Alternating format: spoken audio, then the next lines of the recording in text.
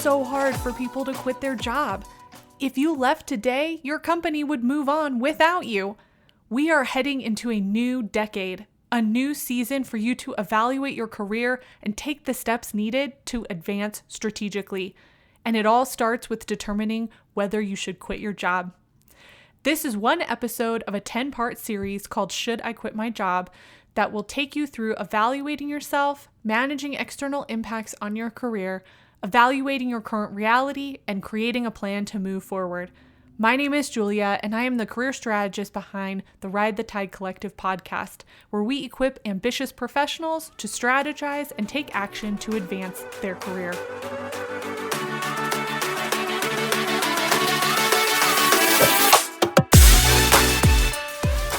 Welcome to episode 8 in the Should You Quit Your Job season. If your answer to this question is no, you are in the right place. We are going to talk about what it means to stay in your position and the next steps you need to take to advance your career.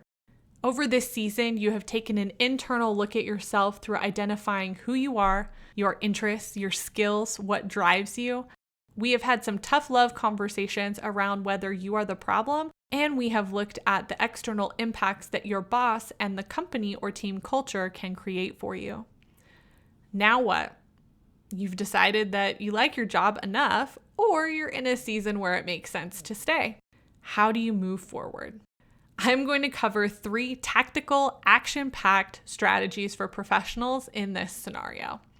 But before we do that, we need to make sure you can answer some basic questions that will lay the foundation for our 3 strategies. The first question is, what is the next logical step or role for you to take in your company, and how long will it take for you to get there? This is an important question because you need to be realistic about your options. If you are in an environment where someone has to retire or pass on for you to be considered, then we need to look at other ways for you to grow. If you are in a situation where growth is possible, we need to identify that next step so we know where to put our energy. The second question, why are you staying in this position at this company? Is it the season of life that you're in? Do you have goals that this position will help you achieve? This question is about understanding your why. If you know why you are staying, your mindset can shift and let go of small irritations. Some people stay in a position to fund their side hustle. Others stay in a position because they make decent money and they want to get out of debt. Others like their perks. Their work and the company offers them flexibility for their family and lifestyle. It doesn't matter what the reason is, but you need a reason and you need to be clear about it. And the final question you need to answer is, what are your barriers?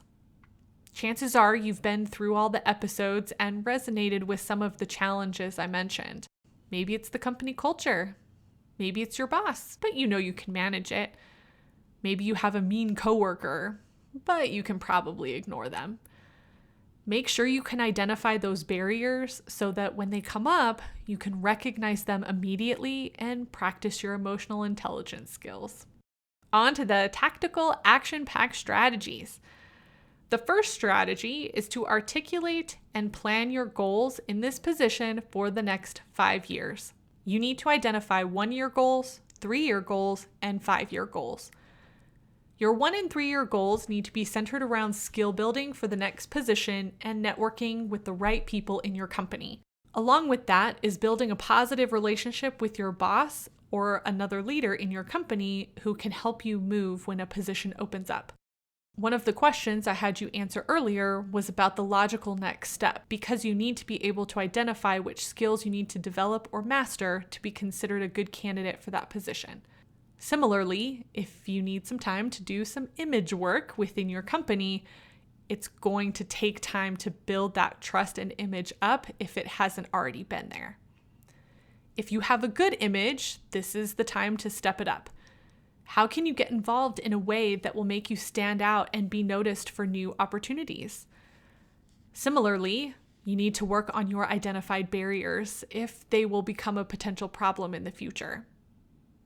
Your goals can include things like trainings, reading books, scheduling lunches and coffees, attending conferences, anything that will help you level up into your next role. Your 5-year goal should be obtaining the identified position and the internal steps needed to make it happen. This first strategy is going to take time for you to map out and plan. Please know that your goals can shift and change depending on your season of life, any changes the company undergoes, or if you decide to change your mind about your position. You aren't locked into these goals. They are here to help you stay focused and moving forward instead of becoming stagnant. If 5 years is longer than you want to move up or out, change the timeline, but be realistic with the work you might need to do to accomplish your goal. People don't trust overnight, and skills need to be substantiated. The second strategy you need if you decide to stay in your position is to apply to at least one outside position per year. If you listen to the episode on setting intentional career goals, you will recognize this strategy. Even if your plan is to stay in your company long term, you need to be ready to make a move if an opportunity presents itself. You need to know your worth and value in the marketplace, and you need to be able to advocate for yourself. When you apply for positions, you have to take time to research the position, the company, write or update your resume, update your LinkedIn profile, and you have to be ready to brag about yourself. If you go through this process at least once a year, it will keep you on top of the skills needed in your functional area, and you will have more confidence in your current role because you'll be going through the process of updating your professional information. The final strategy you need if you decide to stay in your position is to invest in someone to help push you toward your goals. This isn't a sales pitch for my services, don't worry.